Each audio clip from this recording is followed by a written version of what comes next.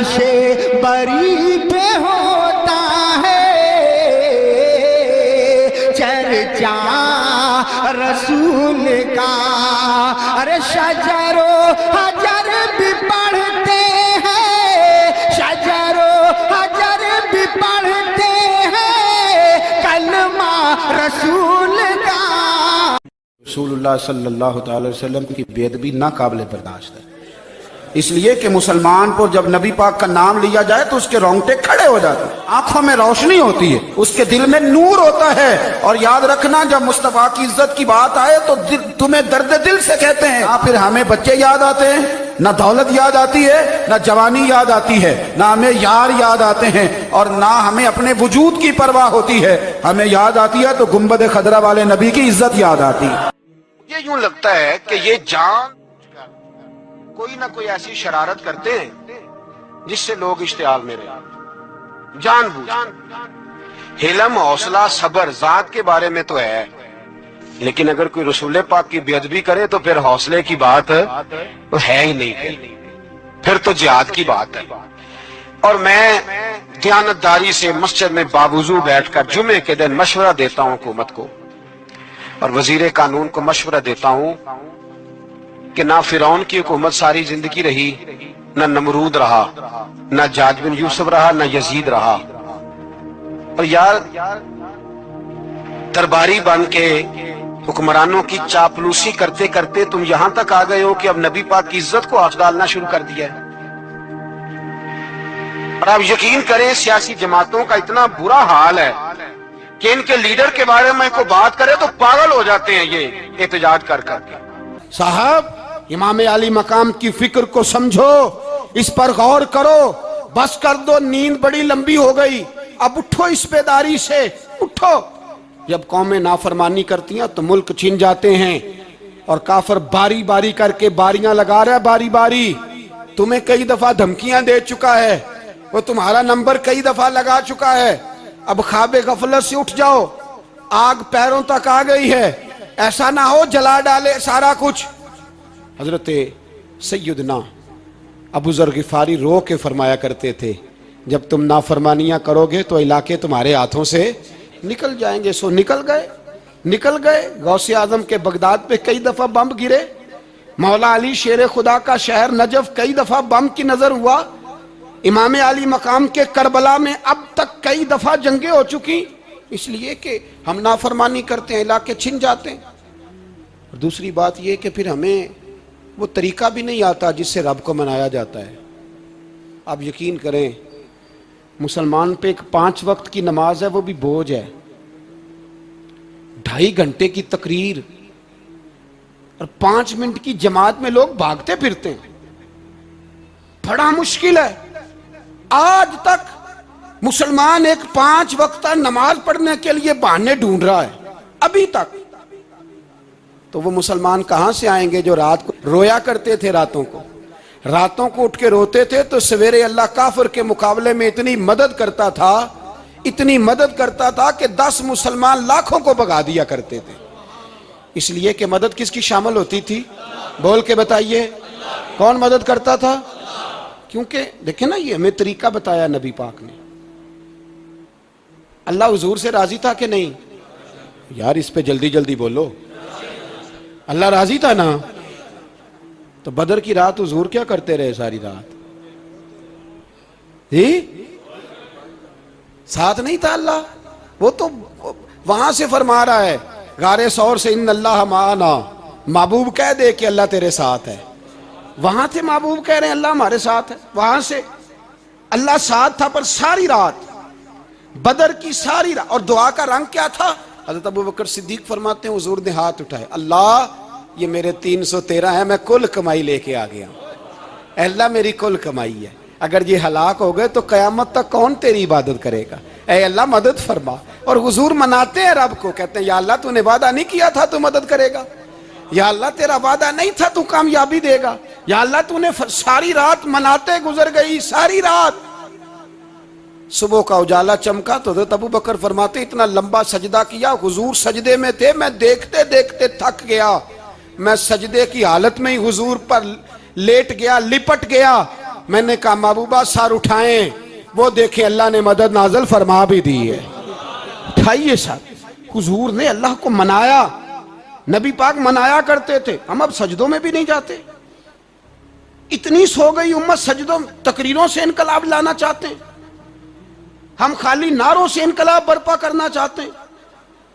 لوگ جب روتے تھے، بوڑھے لوگ سجدوں میں، اور عالم فاضل صوفی کی تو کیا بات ہے نا، وہ تو اللہ کے نمائندے ہیں کہ جس کے صرف سفید بال ہو جائیں، میرے نبی پاک علیہ السلام نے فرمایا رب تو ان کی بڑی عزت کرتا ہے، ان کی بڑی۔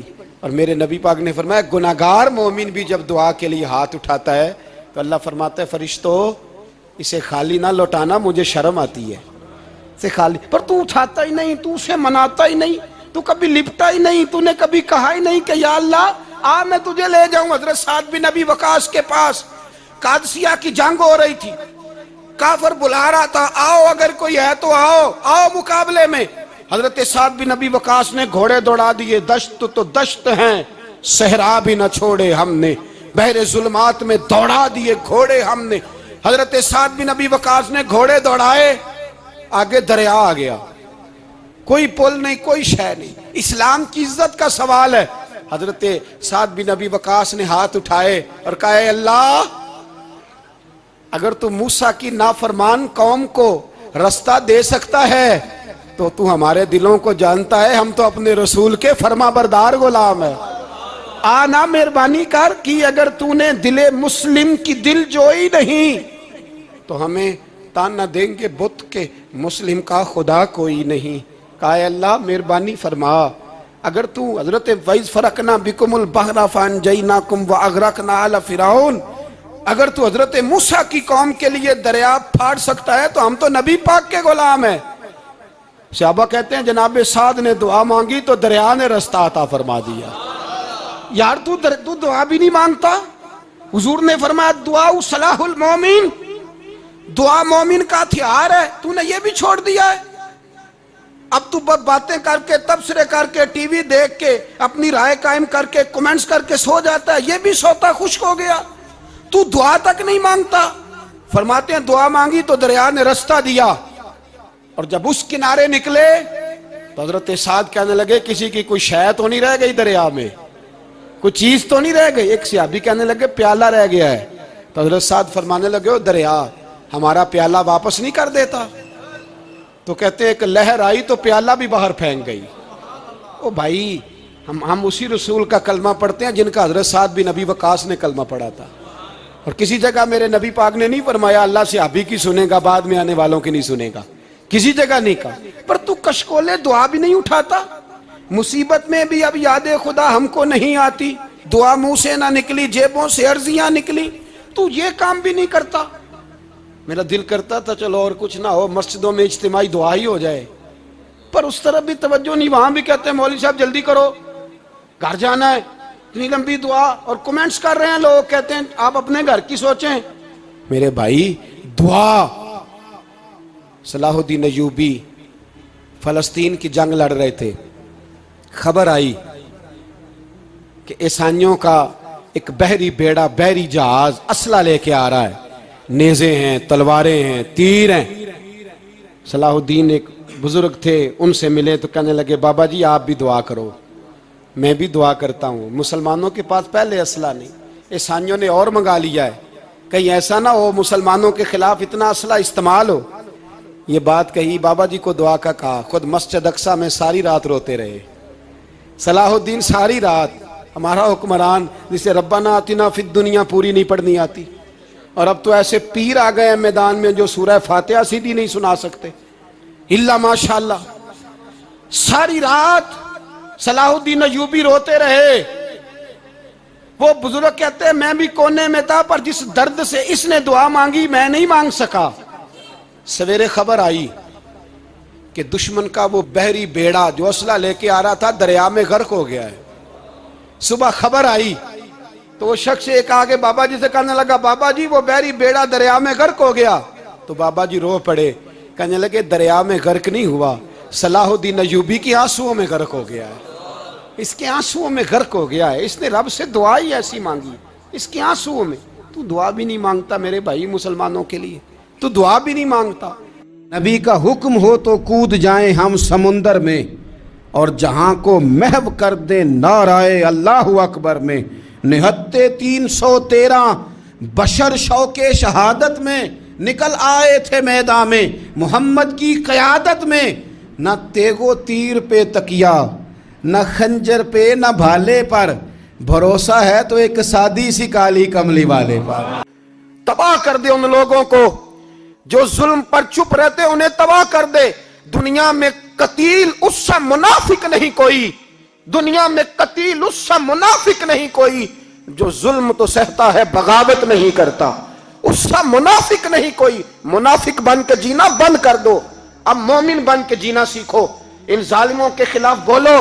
تقاضائے عدل جب تک پورا نہیں ہوتا, آپ یقین کریں میرے صاحب کہا کرتے تھے میں عدالت کو عدالت نہیں کہتا, کچہری کہتا ہوں, اس لیے کہ عدالت وہ ہوتی ہے جہاں عدل ہوتا ہے. یہاں تو حال یہ ہے, بتائیے وکیل کو نہیں پتا ہوتا کہ جو میرے پاس آیا یہ غلط آدمی ہے, وہ اس کی حمایت کرتا ہے کہ نہیں, اس کے ساتھ چلتا ہے کہ نہیں, جھوٹ کے ساتھ آخر تک لڑتا ہے کہ نہیں لڑتا. جو گواہ بن کے جا رہے ہوتے ہیں انہیں پتا ہوتا ہے کہ نہیں کہ ہم جھوٹے کی گواہی دینے جا رہے ہیں. تو پھر کیا سارا ظلم حکومتیں کر رہی ہیں؟ معاشرہ بھی تو اپنی ترتیب بدلے نا, لوگ بھی تو اپنا رنگ بدلے نا, لوگ بھی تو طبیعت بدلے نا. کون منتخب کرتا ہے انہیں ظالموں کو؟ عوام. اور پھر اس کے بعد شکوہ بھی عوام ہی کرتی ہے. خدا را تقاضے سمجھو, مزاج سمجھو, طبیعت سمجھو اسلام کی. میرے نبی پاک صلی اللہ علیہ وسلم نے عدل کا بول بالا کیا ہر مقام پر, ہر نقطے پر. رسول پاک صلی اللہ علیہ وسلم نے عدل عدل اور عدل کی آواز بلند فرمائی. کوئی مقام ایسا نہیں. آپ پڑھیے کتابیں, اگر ایک کلمہ پڑھنے والے اور یہودی کا فیصلہ آیا ہے اور نبی پاک صلی اللہ علیہ وسلم نے یہودی کو حق میں سمجھا ہے تو نبی پاک نے یہودی کے حق میں فیصلہ دیا. وہ منافق بگڑ گیا ہے, حضرت عمر کے پاس گیا ہے, لیکن حضور نے فرمایا جہاں جاتا ہے جا, فیصلہ وہی کیا جائے گا جو عدل پہ مبنی ہوگا, جو انصاف پہ مبنی ہوگا. اہل بیت اطہار کی محبت, میرے محبوب علیہ الصلوۃ والسلام کے خاندان کی جو محبت ہے ایک شرعی مسئلہ ہے. شرعی مسئلہ, اس مسئلے کو سماعت کریں کہ حضور کے خاندان کی محبت ضروریات دین کا حصہ ہے. یہ خاص توجہ کریں جو دوست دور بیٹھے ہیں وہ اپنے آپ کو جلسے میں شامل سمجھیں کہ ہم بھی شامل ہیں, اور وہ بات کو سمجھیں کہ یہ تقریری مسئلہ نہیں کہ کسی آدمی نے کوئی شعر پڑھ دیا, کوئی تقریر کر دی تو بات ختم ہو گئی. حضور کے اہل بیت کی محبت ایمان کا حصہ ہے. ایمان کا یہ واجبات ضروریات دین میں سے ہے. اگر کسی سینے میں حضور کے گھر والوں کا, حضور کے صحابہ کا پیار نہ ہو تو اس کا ایمان ہی مکمل نہیں. یہ ضروریات کا مسئلہ ہے.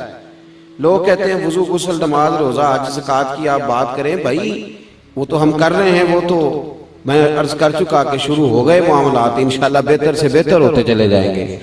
لیکن اہل بیت اطہار کی جو محبت ہے وہ ایمان کا حصہ ہے. اگر کسی سینے میں حضور کے صحابی کا یا حضور کے خاندان کے کسی فرد کا بغض پایا گیا تو اس کا ایمان ہی کامل نہیں. اس کا ایمان غریب سے لے کر امیر تک جو جس جگہ بیٹھا ہے, جس منصب پہ بیٹھا ہے, اسے تقاضا عدل قائم کرنا چاہیے, اسے انصاف کا بول بالا کرنا چاہیے. اسے ہر مقام پر یہ سوچنا چاہیے کہیں ایسا تو نہیں کہ میں بے انصاف ہوں. اور یاد رکھیں انصاف انصاف ہوتا ہے, نہ انصاف کی آنکھیں ہونی چاہیے اور نہ انصاف کا دل ہونا چاہیے. وہ دیکھے نہ کہ سامنے کون ہے, اور اس کا دل اگر دھڑکے تو صرف انصاف کے لیے دھڑکے, کسی اور کے لیے دھڑکنا نہیں چاہیے. اسے بالکل فیصلہ کرنا چاہیے, جو بھی سامنے آئے اسے فیصلہ کرنا چاہیے. اپنے آپ کو پیش کرنا سیکھیں, معاشرے میں انصاف کرنا سیکھیں, عدل کرنا سیکھیں. ہمارے ہاں انفرادی سطح پہ جب شروع ہوگا یہ کام, انفرادی سطح پہ, پھر وہ اجتماعی. آپ یقین کریں لوگ گفتگو کی حد تک بھی انصاف نہیں کرتے. کوئی آدمی اگر صحیح کہہ رہا ہے نا بات, لیکن ہمارے مفادات کو ٹھیس پہنچ رہی ہے تو اس کی مخالفت کرنا ہم ضروری سمجھتے ہیں, ضروری سمجھتے ہیں. کہتے ہیں بات صحیح کر رہا ہے پر چونکہ میرے مفادات کی نہیں, لہذا میں اس کو اس بات میں آگے بڑھنے کی اجازت نہیں دوں گا. مرنے کو دل ہی نہیں مسلمان. میرے نبی پاک صلی اللہ علیہ وسلم نے فرمایا جس کے دل میں کبھی شہادت کی آرزو پیدا نہیں ہوئی, اس کے سینے میں دھڑکنے والا دل مومن کا ہے ہی نہیں, وہ تو منافق ہے. جو کبھی دین کے رستے میں شہید ہونے کو، میرے بھائیوں دین کو بڑی ضرورت ہے، بڑی ضرورت ہے، بڑی۔ اے خاصان رسول وقت دعا ہے امت پہ تیری آ کے، عجب وقت پڑا ہے۔ وہ دین جو بڑی شان سے نکلا تھا وطن سے، پردیس میں وہ آج غریب الغربا ہے۔ فریاد ہے اے کشتی امت کے نگہباں، بیڑا یہ تباہی کے قریب آن لگا ہے۔ اور ایک شاعر قلم توڑ گیا، کہنے لگا تجھ سے فریاد ہے اے گنبد خضرا والے، تجھ سے فریاد ہے اے گنبد خضرا والے، کعبے والوں کو ستاتے ہیں کلیسا والے۔ تجھ سے فریاد ہے اے گنبد خضرا۔ اپنے اندر دین کا درد پیدا کرو، ذوق پیدا کرو، مسلمان بن کے جینا سیکھو۔ جب کوئی برادری پوچھے تو کہو میں محمدی ہوتا ہوں، میں مصطفی ہوتا ہوں، میں رسول اللہ کا غلام ہوتا ہوں، میں پہلے مسلمان ہوں، باقی کچھ بعد میں ہوں۔ خدا را اپنے گھر میں پردہ کراؤ، خدا را رزق حلال کھاؤ۔ اگر پردے نہ ہوں، رزق حلال نہ ہو تو جذبہ جہاد پیدا نہیں ہوتا۔ خدا را اپنے اندر انقلاب برپا کرو، دین کے لیے جینا سیکھو۔ دین بڑا تڑپتا ہے، دین بڑا روتا ہے۔ رسول اللہ آج تجارت کرنے والے ملتے ہیں، آج سیاست کرنے والے ملتے ہیں، دین والے نہیں ملتے، دین کے درد والے نہیں ملتے۔ اپیل ہے آپ سے، آج رات 2 نفل پڑھ کے اور کچھ نہ ہو سکے تو مسلمانوں کے لیے دعا ضرور کر دینا، ان کے لیے دعا ضرور کر دینا۔ اپنے آپ کو بیدار کرو، بیدار کرو۔ بھئی ہم تو آج تک اس لیے ڈر رہے ہیں کہ ہمارا چہرہ ہی نبی پاک جیسا نہیں بن سکا، تو داڑھی رکھنے میں بھی ہم ڈرتے ہیں، نمازی بننے، مسجد آباد کرنے میں، مسلمان کہلانے میں ابھی تک خوف ہے۔ تو بتلاؤ نا اس سے آگے بات کب چلے گی؟ جہاد کی بات تو بڑی آگے جا کے ہے۔ بدل جاؤ، رسول اللہ کا غلام بن کے جینا سیکھو، نبی پاک صلی اللہ علیہ وسلم کی غلامی کا پٹا اپنے گلے میں ڈالو۔ یہی امام حسین کی سوچ ہے، یہی امام علی مقام کا پیغام ہے، اس کو کبھی فراموش نہ کرنا۔ امام حسین ہمیں بتا گئے سارا کچھ لٹ جائے پر دین کے اندر کوئی نقص واقعہ نہ ہونے پائے، کوئی شرابی، کوئی بے ایمان، کوئی لٹیرا کبھی اس کے سپورٹر نہ بننا۔ ہمیشہ وہ کسی شاعر نے کہا تھا ہم سے نہ رقم ہوں گے قصیدے یزید کے، کسی نے کہا کسی ظالم نے میری سپورٹ کر، میری بات کر، تو اس نے کہا ہم سے نہ رقم ہوں گے قصیدے یزید کے، کیونکہ ہم لوگ تو حسین کے سیرت نگار ہیں، ہم لوگ تو حسین کے سیرت نگار ہیں۔ یہ محرم کے جو دن ہے یہ انقلاب کے دن ہے، رونے پیٹنے کے نہیں، انقلاب کے دن، جذبوں کی بیداری کے دن، ظلم کی آنکھوں میں آنکھیں ڈالنے کا جذبہ پیدا کرنے کے دن۔ اس کو اسی رنگ میں لو۔ اے خالق کائنات اپنے محبوب کی امت پہ رحم فرما اور اپنے فضل سے ہمیں دلوں میں جذبہ جہاد اور شوق شہادت عطا فرما۔ تمہیں لوگوں کی امامت کے لیے دنیا میں بھیجا ہے۔ اے نوجوان مسلم، کبھی یہ تدبر بھی کیا تو نے؟ وہ کون سا گردو ہے جس کا ہے تو ایک ٹوٹا ہوا تارا؟ تو نے کبھی سوچا ہے تو کیا ہے؟ پتہ ہے تجھے؟ روزی کماؤ، روٹی کماؤ، اور اب تو بہت سارے لوگ جھوٹ کی دنیا میں زندہ ہیں، جھوٹ بولتے ہیں اپنے آپ کے ساتھ بھی، دائیں بائیں فراڈ کر رہے ہیں اپنی ذات کے ساتھ، خول بنا لیا اس میں بند ہو گئے، باہر ہی نہیں نکل۔ اپنے ملک کی سوچو، اپنی بات کرو۔ علامہ اقبال نے پتہ کیا کہا تھا؟ اقبال نے، یہ سنو جو لوگ کہتے ہیں پہلے پاکستان، برما کے مسلمان بعد میں کشمیر کے مسلمان پہلے سنو اقبال کیا کہتے ہیں۔ اقبال کہنے لگے ان تازہ خداؤں میں بڑا سب سے وطن ہے، ان تازہ خداؤں میں بڑا کون ہے؟ وطن کی محبت ایمان کا حصہ، اس میں شک نہیں، لیکن اگر اسلام سے پہلے وطن آ گیا تو اقبال کہتے ہیں ان تازہ خداؤں میں بڑا سب سے وطن ہے، اور جو پیرہن اس کا ہے وہ مذہب کا کفن ہے۔ فرماتے ہیں جو وطن اوڑھ لیتا ہے اس نے اپنے مذہب کو دفن کر دیا۔ سب سے پہلے رسول اللہ کا دین ہے، سب سے پہلے قرآن ہے، سب سے پہلے نبی پاک کا فرمان ہے، سب سے پہلے امت مسلمہ ہے۔ ان تازہ خداؤں میں بڑا سب سے وطن ہے، جو پیرہن اس کا ہے وہ مذہب کا کفن ہے۔ اور اقبال کہنے لگے قوم مذہب سے ہے، مذہب جو نہیں تم بھی نہیں. قوم مذہب سے ہے، مذہب جو نہیں. کوئی نہیں سمجھ آ رہی ہے آپ کو میری بات؟ قوم کس سے ہے؟ قوم مذہب سے ہے، اور مذہب جو نہیں تم بھی نہیں. یہ کیسے ہو سکتا ہے کہ مذہب نہ ہو اور بندہ زندہ رہے؟ یہ کیسے ہو سکتا ہے بھائی؟ کافر نے اصل میں جاگ ہی نہیں رہا، میں جاگتا ہی نہیں. میں جیب کی سوچتا ہوں، مسجد کی سوچتا ہوں، خانقاہ کی سوچتا ہوں، مدرسے کی سوچتا ہوں، دکان کی. سارا دن تو اس چکر میں لگا رہتا ہوں لوگوں کو ثابت کرنے میں کہ میں صحیح ہوں باقی غلط ہیں. میں تو اپنی ذات کے خول سے اٹھ ہی نہیں رہا، اور مجھے یہ اندازہ ہی نہیں کہ لیبیا سارا کٹ گیا، مصر کے ٹکڑے ٹکڑے ہو گئے. مجھے پتہ ہی نہیں کہ شام، جس کے بارے میں میرے نبی پاک علیہ السلام نے فرمایا مکے اور مدینے کے بعد اللہ نے سب سے زیادہ برکتیں ملک کے شام میں رکھی ہیں، اور حضور نے فرمایا جس نے ہجرت کرنی ہو وہ شام جائے. اتنا اعلیٰ ملک سارا کٹ گیا، 4 ہزار لوگ ایک دن میں قتل ہو گئے. پر میرا گھر آباد ہے نا، کوئی حرج نہیں. وہ کٹتے ہیں تو وہ دور ہیں، کٹتے رہیں. فلسطین میں ہمارے ہاں معراج کی محفلیں بڑی جم کے ہوتی ہیں، سارے لوگ پڑھتے ہیں سبحان الذی اسریٰ بعبدہ لیلا من المسجد الحرام الی المسجد الاقصی. انہیں پوچھو روز قرآن مجید میں مسجد اقصی کا نام لینے والوں، تو مسجد اقصی کہتے ہو تو تمہیں اللہ کتنی نیکیاں عطا کرتا ہے؟ بتاؤ تو صحیح مسجد اقصی کدھر ہے؟ ایک جگہ ہندوؤں کا جلسہ تھا تحریک پاکستان کے زمانے میں. سمجھ آ رہی ہے میری بات؟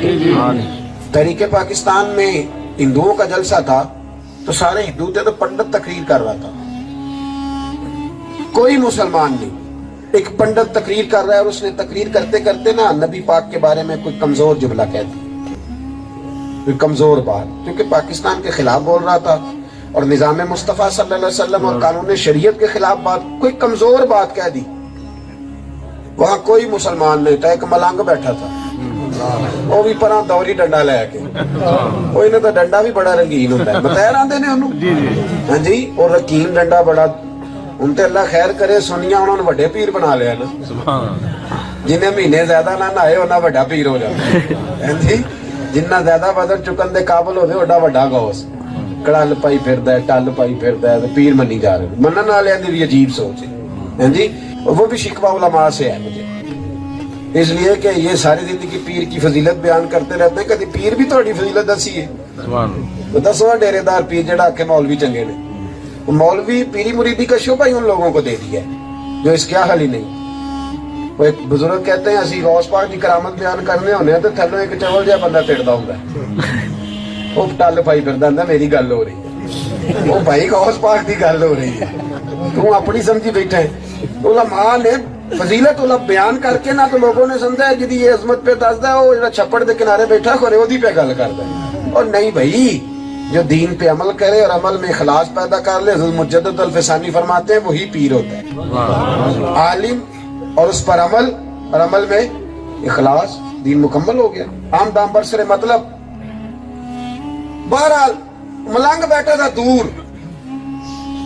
جب اس پنڈت نے بات کی نا حضور کے بارے میں کمزور بات، تو پنڈت نے وہ ڈنڈا پکڑا، تگڑا سا ڈنڈا، اور وہ پیچھے سے نہ کہیں سے ملنگ بندہ تھا، کسی نے روکا بھی نہیں، وہ پیچھے سے چڑھا سٹیج پہ. کہتا ہے میں ایک کوئی ماریا سیرے اب ماریا ذرا ٹیل لا کے ایک کوئی ماریا تے دوجے دی پھر لوڑ وہ ٹہ پیا، پھڑ لیا انہوں، جیل وچ بند کرتا. پیر جماعت علی شاہ صاحب کہتے میں ملنے گیا. شاہ صاحب فرماتے میں ملنے گیا. کہتے جب میں گیا نا تو بندہ بھی پنجابی اور پیور پینڈو اور سائیں ملنگ. کہتے ہیں جب میں سامنے کھڑا ہوا تو میں نے اس کو کہا سائیں نہ تو نماز پڑھے، نہ تو مسجد آئے، نہ تو کوئی اور اچھا کام کرے، یہ بڑا کمال کیا تو نے، حالانکہ تو آیا نہیں. پیر صاحب کہتے ہیں اس نے ملنگ ہو کے ایسی بات کی کہ میرے رونگٹے کھڑے ہو گئے.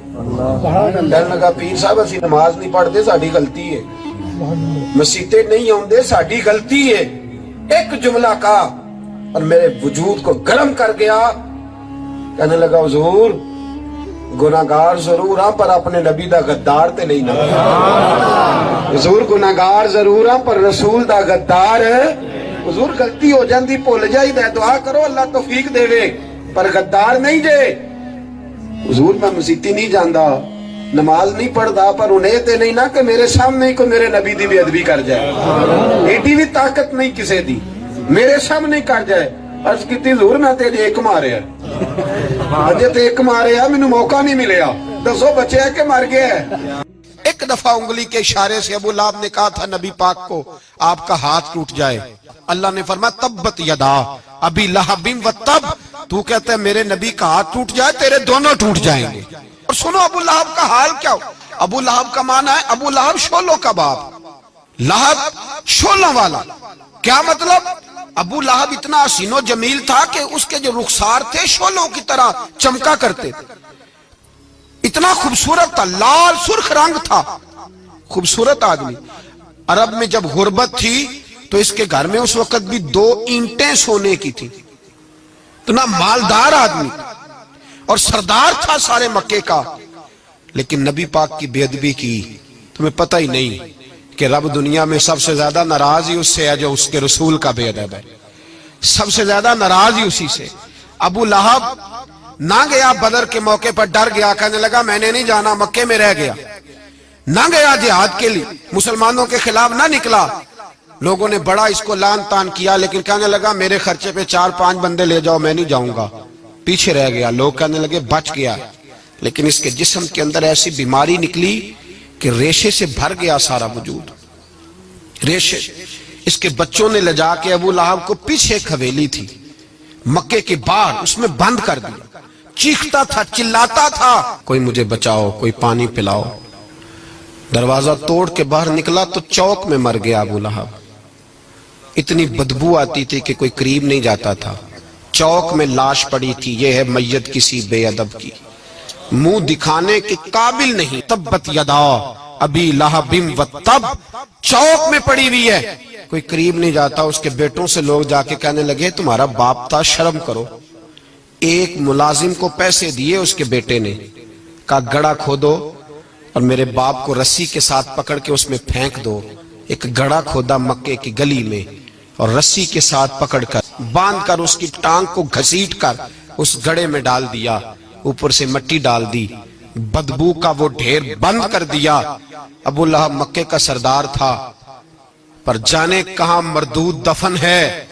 2-4 दिन पहले एक साहब मुझे समझाने लगे कहने लगे मामलात थोड़े आगे बढ़ रहे हैं अब तो चीजें बड़ी सारी सही हो गई हैं उलमा को नरमी करनी चाहिए। और मैंने कहा किस बात की नरमी हमारी आवाज तो इतनी मौसर है ही नहीं हमने तो कभी दावा ही नहीं किया कि हमारी वजह से बड़ा इनकलाब आ रहा है। अगर कोनों में बैठ के मस्जिदों में रसूलुल्लाह के नाम की दुआई देते तो इतना तो मौका दो ना हमें कम से कम इतना तो करने दो। और वगरना अगर हमसे पूछो तो मरहूम कह गए थे जितने गरीब घर हैं उजालों से दूर दूर इतनी ही रोशनी में चिरागों से छीन लूं और जितने गरीब तन हैं लिबासों से बेनियाज इतनी ही चादरें मैं मज़ारों से छीन लूं। इतनी तो हिम्मतें हो मेरी कम से कम बुलंद कि शाहों के ताज फक्त इशारों से छीन लूं। अदल रहेगा तो अमन रहेगा अदल रहेगा तो सुकून रहेगा अदल रहेगा तो मुआशरा बनेगा और इंसान रहेंगे और अगर बेइंसाफी होगी तो भेड़िए पलेंगे दरिंदे पलेंगे। याद रखना इंसानों की बस्ती उस वक्त तक कायम रहती है जब तक उसमें इंसाफ रहता है और जब इंसाफ रुखसत होता है फिर भेड़ियों का राज होता है। अगर चाहते हो कि दुनिया में इंसान रहे फिर इंसाफ करना पड़ेगा और अगर भेड़ियों को मौका देना है तो ठीक है फिर किसी तरफ ना देखें अपने आप को सजाएं सवारें दिल को रोशन करें उधर बढ़े जिधर इंसाफ ज्यादा है। लेकिन मियानी साहब के कब्रिस्तान में जाओ मियानी साहब के कब्रिस्तान में वो इल्मुद्दीन जिसे अपना नाम भी नहीं लिखना आता था हजारों लोग रोजाना उसकी कब्र पे खड़े होते हैं और रसूलुल्लाह की नाते सुनाते हैं। जाके देखो तो सही मंजर कितना बदल गया। और जब गाजी इल्मुद्दीन शहीद का जनाजा उठा तो अमीर मिल्लत पीर जमात अली शाह साहब की चीख निकल गई और डॉक्टर इकबाल रोने लगे और कायदे आजम तड़पने लगे। मिन्नतें करते थे मोहम्मद अली जिन्ना कि यारो थोड़े पीछे तो हटो मेरा भी दिल करता है मैं भी जरा इसे कंधा दे लूं जरा पीछे तो हटो। मोहम्मद अली जिन्ना जैसे लोग तड़पते थे और जब कब्र में उतरने की बारी आई तो डॉक्टर इकबाल ने हाथ बांधे कहने लगा ओ दोस्तों इकबाल पे थोड़ा रहम खाओ इसे मेरे हाथों पे रखो कब्र में मैं उतार देता। اور اقبال کہنے لگے دیکھو میں شعر لکھتا رہا اور یہ لوہاراں دا منڈا نمبر لے گیا. اللہ تعالیٰ نے سینے میں دل رکھا ہے تو محبت بھی رکھی ہے. جب نبی پاک سے نہیں کرو گے تو غلط جگہ کرو گے, جب حضور سے نہیں کرو گے تو پھر حضرت عبداللہ بن مبارک رحمت اللہ علیہ داتا صاحب نے لکھا ہے کشف المحجوب میں, آپ فرماتے ہیں میں ایک عورت پہ عاشق ہو گیا تھا. تو میں ایک دن میں نے عشاء کی نماز پڑھی, میں ساری رات اس کی گلی کا طواف کرتا تھا. ایک دن میں نے عشاء کی نماز قاری صاحب کے پیچھے پڑھی تو انہوں نے قرات لمبی کی. میرے دل میں خیال آیا کہ مولوی تو فارغ ہے تو میں جا کے کام بھی لگنا ہے. خیال آیا میرے دل میں. تو آپ فرماتے ہیں مجھے بڑا غصہ آیا, ٹھنڈ کی رات تھی تو میں اس کے دروازے کی طرف ساری رات نوجوانوں یاد کرنا اس بات کو, یہ داتا صاحب 1000 سال پہلے لکھ گئے. فرماتے ہیں ساری رات اس بی بی کے گھر کے گرد میں گھومتا تھا. ٹائم بچا کے جب سارے سو جاتے تھے 2 منٹ کے لیے چھت پہ آتی تھی, مجھے غصہ بھی نہیں چڑھتا تھا. اس کے وہ 2 منٹ کے لیے آیا کرتی تھی پر مجھے یوں لگتا تھا سکون ہو گیا. حضرت عبداللہ بن مبارک فرماتے ہیں ایک رات سردی کی لمبی رات نماز پڑھی تو میرا دل گھبرائے کہ قاری جلدی کر. فرماتے میں گیا اور ساری رات میں اس کے گھر کے گرد گھومتا رہا. 1 منٹ کے لیے بھی مجھے ٹائم کا احساس نہیں ہوا کہ ساری رات ہی بیت گئی.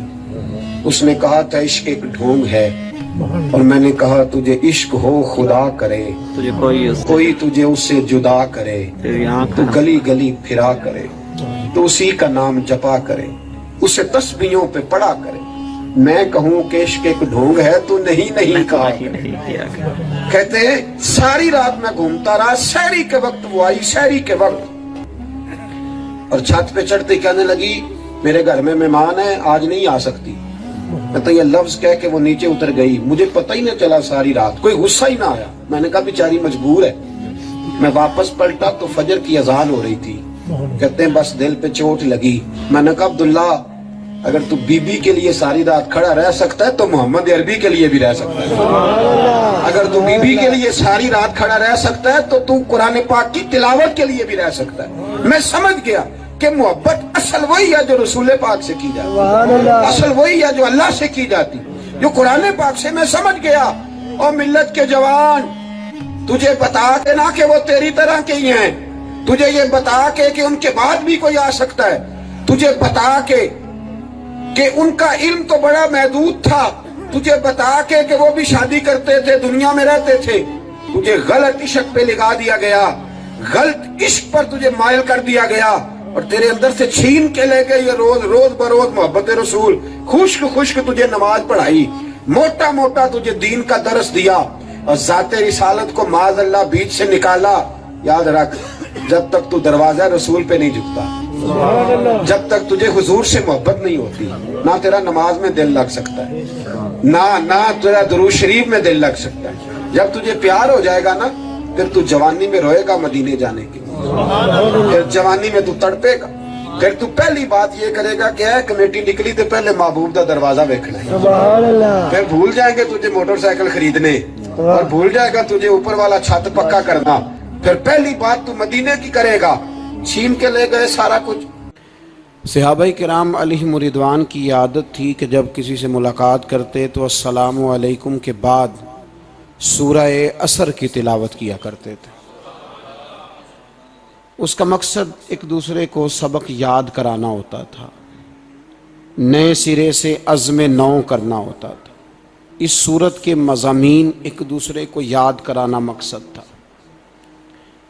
سورہ بڑی معروف ہے اور قرآن مجید کی جو الفاظ کے لحاظ سے مختصر صورتیں ہیں ان میں سے ایک ہے.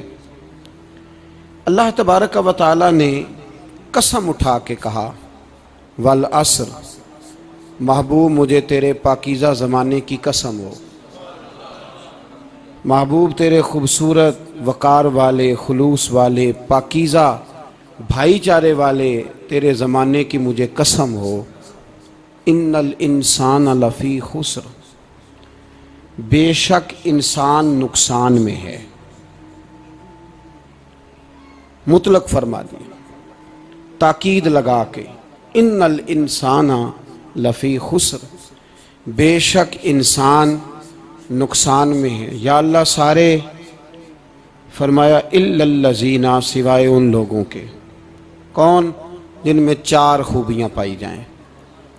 الا الذین آمنوا، ایک تو وہ ایمان لائیں، وعملوا الصالحات، اور پھر نیک اعمال کریں۔ ایمان لائیں، نیک اعمال کریں، اور پھر چپ نہ کر جائیں۔ وتواصوا بالحق، پھر حق بات کا اعلان کریں۔ ایمان لائیں، عمل صالح کریں، تیسرا کام کیا کرنا ہے؟ چلیں سارے بولیں گے تو اعلان بھی ہوگا نا، ایسے تھوڑی ہوگا کہ 1-2 آدمی اعلان کرے تو دنیا جاگ جائے۔ حق بات کا اعلان کرنا ہے۔ ایمان لانے کے بعد، عمل صالح کرنے کے بعد تیسرا حکم کیا ہے؟ آپس میں حق بات کی تلقین کرو، اور حق بات کی تم تلقین کرو اور پھر تمہیں کوئی کہے کچھ نہ، پھر تم پہ ظلم نہ ہو، پھر تمہیں ستایا نہ جائے، یہ کیسے ہو سکتا ہے؟ پھر تم بڑے پاک صاحبزادے، پیر زادے، علامہ صاحب، سیاستدان، بیوروکریٹ بن کے بڑی ایک طرف ہو کے آرام سے زندگی گزارو سارے، تم یہ کیسے ہو سکتا ہے؟ وتواصوا بالحق، جب تم حق بات کی نصیحت کرو گے پھر تکلیف آئے گی، پھر کیا کرنا ہے؟ وتواصوا بالصبر، پھر ایک دوسرے کو صبر کی نصیحت بھی کرنی ہے۔ وتواصوا بالحق، ایمان لانے کے بعد، عمل صالح کرنے کے بعد تیسرا کام کیا کرنا ہے؟ ایک دوسرے کو حق بات کی نصیحت کریں، اور پھر رستے میں تکلیف آئے گی، آزمائش آئے گی، پھر کیا کریں؟ وتواصوا بالصبر، پھر صبر کی تلقین بھی کریں۔ یہ قرآن مجید نے 4 شرطیں لگائیں، فرمایا جس بندے میں یہ 4 خوبیاں پائی جائیں گی اسے اللہ کامیابی عطا فرمائے گا۔ مسلمان کی سوچ کے خلاف ہے یہ بات، یہ قرآن کی فکر کے خلاف ہے کہ اپنی فکر کرو۔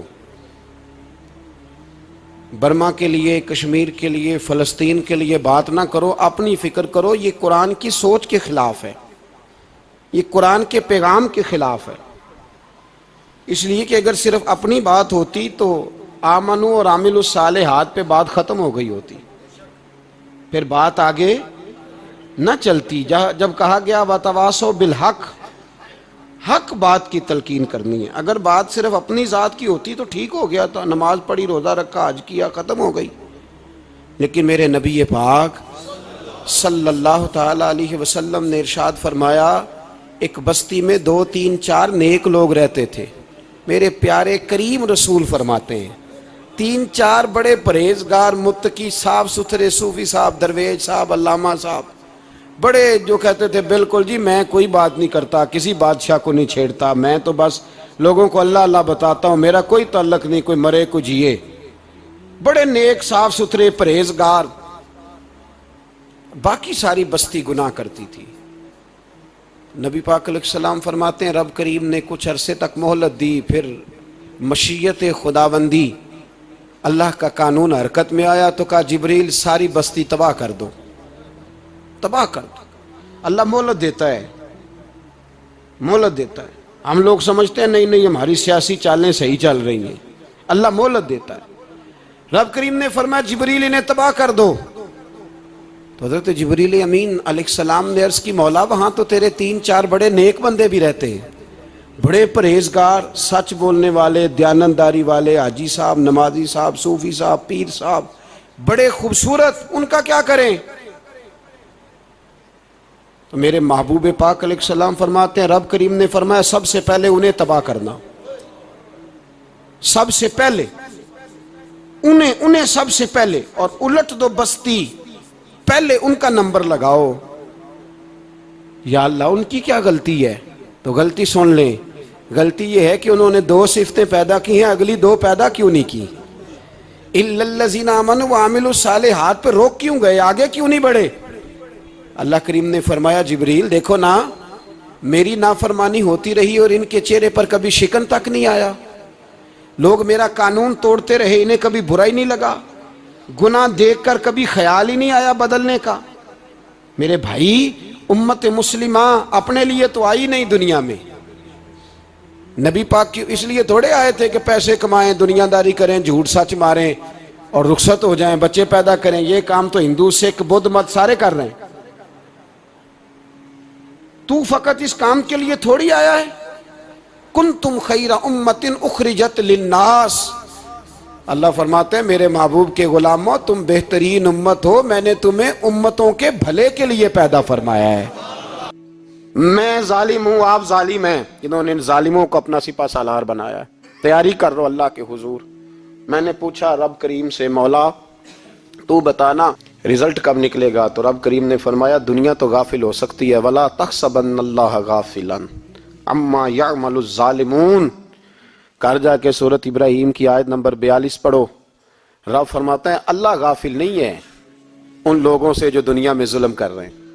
अल्लाह जालिमों के कामों से गाफिल। तो फिर मौला रिजल्ट क्या है? फरमाया इन्नमा युअख्खिरुहुम लियौम। अल्लाह ने एक दिन के लिए ये फैसले रखे हुए हैं। रब रोज अदालत नहीं लगाएगा, अल्लाह ने एक दिन रखा हुआ है। तशखसु फीहिल अबसार। फरमाया मैं जालिमों को इस तरह लटकाऊंगा कि लोगों की आंखें खुली की खुली रह जाएंगी। मैं जालिम को, रब करीम फरमाता है मुझे कोई गाफिल ना समझे, वक्त आने वाला है, वक्त आने वाला है। हज्जाज बिन यूसुफ जालिम था, जुल्म करता था, ज्यादती करता था। हजरत सईद बिन जुबैर एक ताबी बुजुर्ग थे, इतने बड़े बुजुर्ग थे कि सारी रात नमाज पढ़ते थे, सारा साल रोजा रखते थे। एक दिन उन्होंने मिंबर पे बैठ के कहा कि हज्जाज जुल्म से बाज आ जाए वरना अल्लाह की लाठी बड़ी बेआवाज है। हज्जाज बिन यूसुफ को पता चला कि हजरत सईद बिन जुबैर ने मेरे खिलाफ बात की, बुला लिया। कहने लगा तूने मेरे खिलाफ बात की है? फरमाने लगे की है। कहने लगा तुझे पता है मैं कत्ल कर दूंगा? आप फरमाने लगे ना तू जिंदगी का मालिक है ना मौत का मालिक है, तू कैसे कत्ल कर? कहने लगा तुझे पता है मेरा? फरमाया मैंने तुझे नहीं, मैंने तो कई शद्दाद, कई हम्माद, कई कारून, कई फिरौन, कई नमरूद देखे, कईयों की दास्तानें सुनी। तू कौन है? तू तो छोटा सा है। एक जुमला है मुल्ला जलालुद्दीन रूमी का, बड़े दरवेश थे, एक बात कह गए।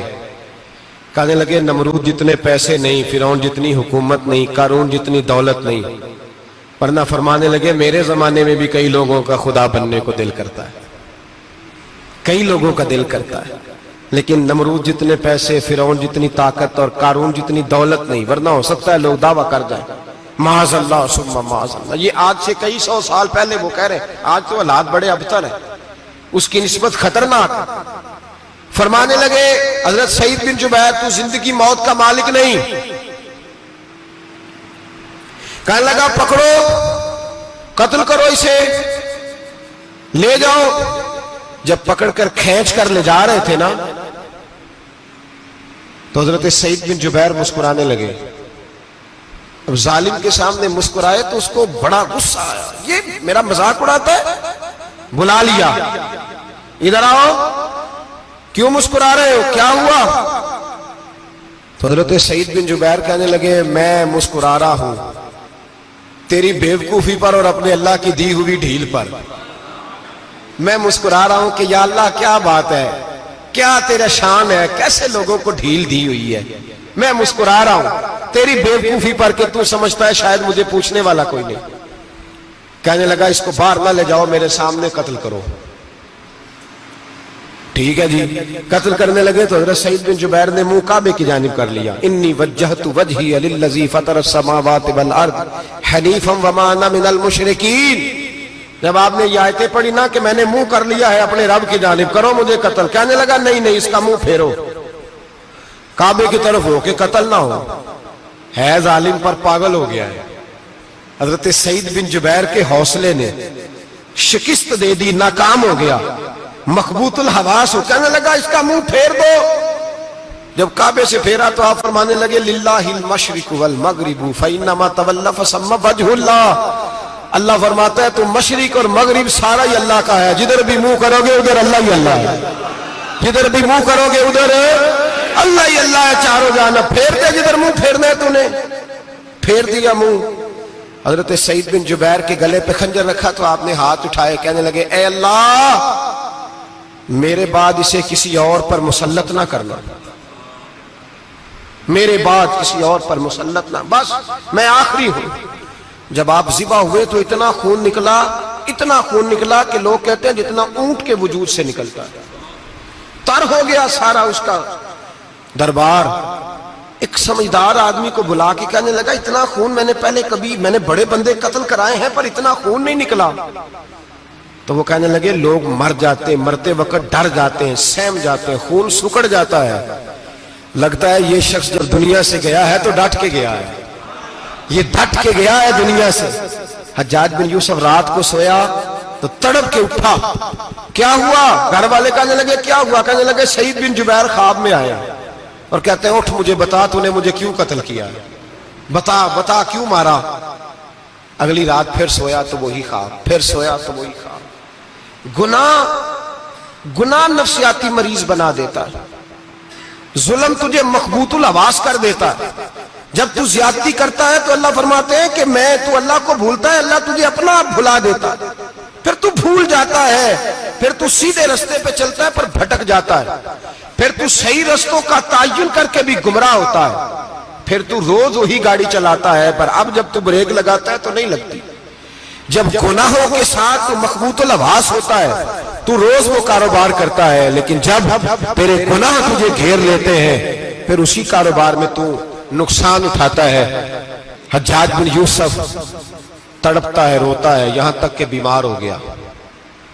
پیٹ میں درد ہوتی ہے, پتہ نہیں کیا ہوا, تکلیف ہوتی ہے پتہ نہیں. سارے حکیم, طبیب, ڈاکٹر کوئی نہ سمجھ سکا کہ بیماری کیا ہے. جو بیماریاں خدائی ہوتی ہیں ان کا لوگوں کو پتا, جو آزمائشیں رب کی جانب سے ہوتی ہیں وہ ڈاکٹروں کے ہتھے نہیں چڑھتی. جو تکلیفیں اللہ دیتا ہے ان کا حکیم طبیب علاج نہیں کر پاتے, مشکل. اور شفا اسی وقت ہوتی ہے جب اللہ دینا چاہے, اور جب رب بھی دینا نہ چاہے تو بڑے بڑے ڈاکٹر کہتے ہیں کہ ہمارے بس کی بات نہیں رہی. بغداد سے حکیم آئے, پیٹ دیکھا, کہنے لگے نہ تیرے معدے میں کوئی دقت ہے, نہ تیرے جگر میں, نہ کسی اور جگہ, ماجرا کیا ہے؟ ایک آخری علاج ہے, آخری. وہ کیا؟ گوشت کا چھوٹا سا ٹکڑا دھاگے کے ساتھ باندھ کے منہ میں ڈالا اور پھر ایک باریک سا تنکا لے کے اس کو اندر ڈالنے لگے گلے میں. وہ گوشت کا ٹکڑا جب حلق کے اندر اتر گیا, اس حکیم نے واپس کھینچا تو کیسے ایسی بدبو آئی جیسی کبھی سونگی نہ تھی. جانور, کیڑے مکوڑے لگے ہوئے باہر نکلے, اور جب دیکھا تو جتنے محل میں لوگ بیٹھے تھے چلاتے ہوئے نکل گئے کہ یہ کیا مصیبتیں ہیں. حکیم بھی اٹھ کے دوڑنے لگا. کہا تجھے کیا ہوا؟ کہنے لگے حجاج تیری بیماری زمینی نہیں, تیری مصیبت زمینی نہیں. کہا میری مرض تک تم کیوں نہیں پہنچ پا رہے؟ تو کہنے لگے لگتا ہے تو بد دعا کا مریض ہے, لگتا ہے تو ظلم کا مریض ہے, تو جبر کا مریض ہے. تڑپتا رہا, سسکتا رہا. ایک وقت وہ بھی آیا کہ گھر والوں نے کمرے میں بند کر کے تالا لگا دیا, دیوار سے ٹکرے مارتا. او بھائی, جو گناہوں کے بیمار ہوتے ہیں انہیں شفا نہیں ہوتی. جو ظلم, جبر, بربریت کے بیمار ہوتے ہیں انہیں سکون قلبی میسر نہیں آتا.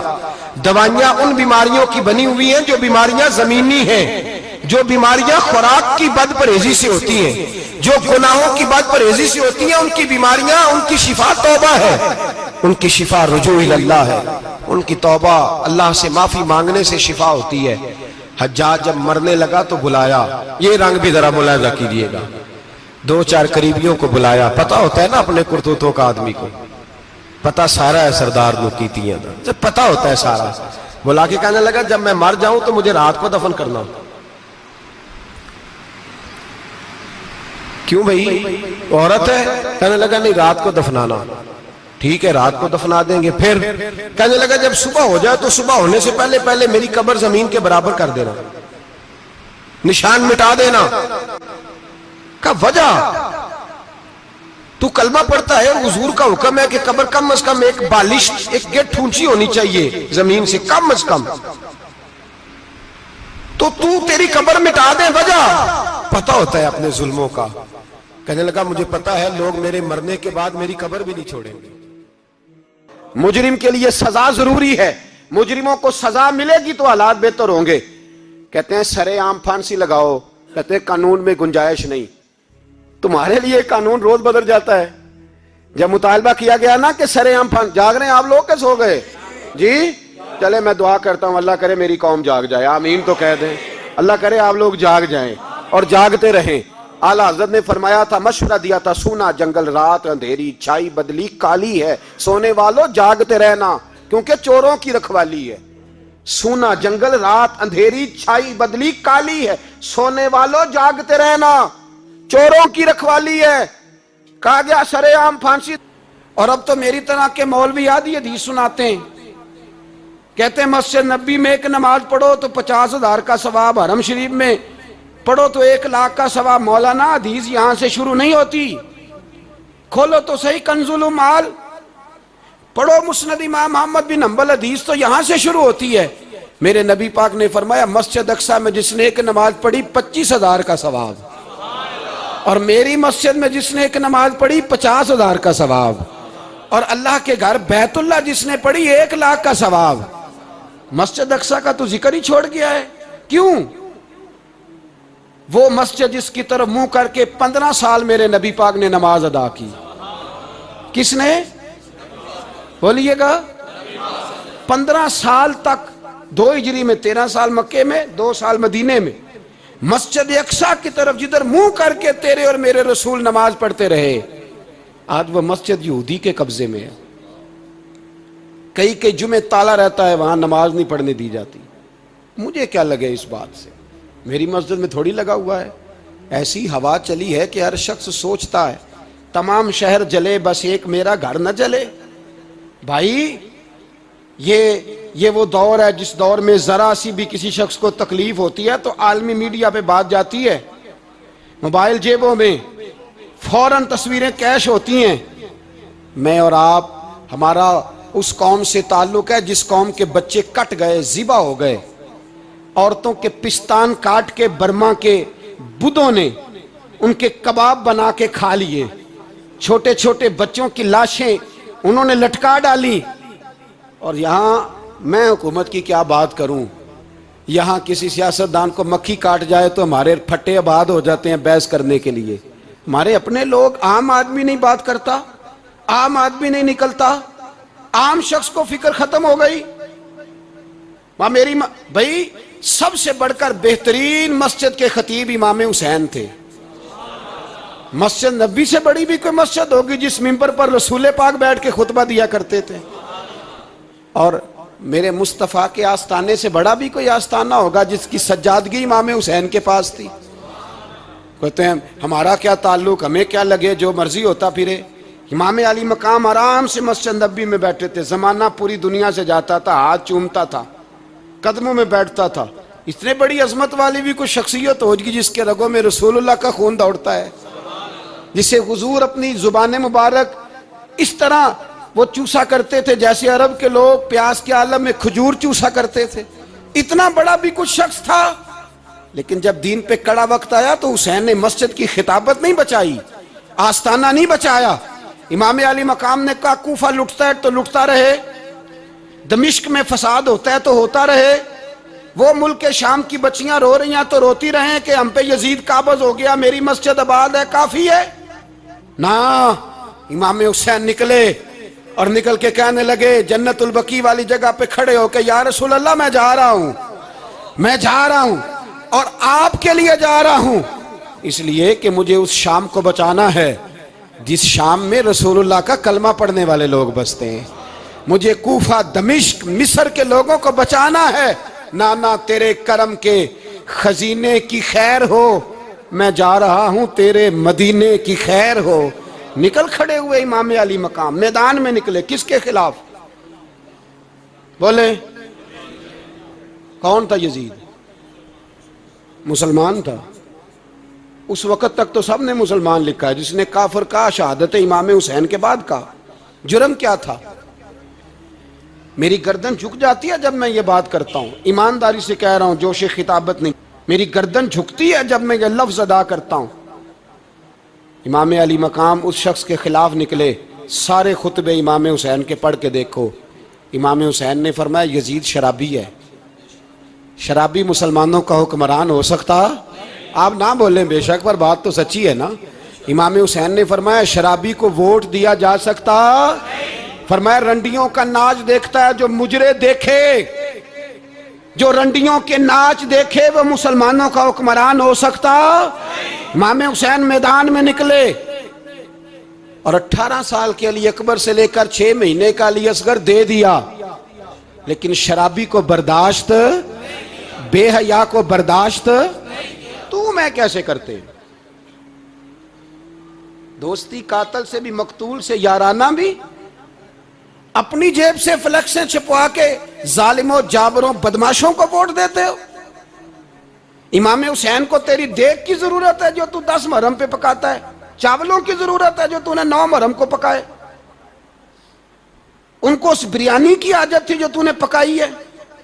मेरे घर में फलां MNA MPA साहब आ गए थे, इमाम हुसैन के घर के अंदर यजीद ने पैगाम भेजा, उसने कहा जैसे कहोगे कर लूंगा, जितने पैसे कहोगे दे दूंगा, जितनी मस्जिदें कहोगे बनवा दूंगा, जितने इदारे कहोगे तामीर हो जाए, मुझे ना छेड़ो। आपने फरमाया ना, मस्जिद मदरसे उस वक्त आबाद रहते हैं जब हुक्मरान सही होते हैं, और जब हुकूमतें गलत होती हैं तो फिर मसाजिद आबाद, फिर मदारस की आबादकारी हो ही नहीं सकती। मैं दीन में नया रखना खोल दूं।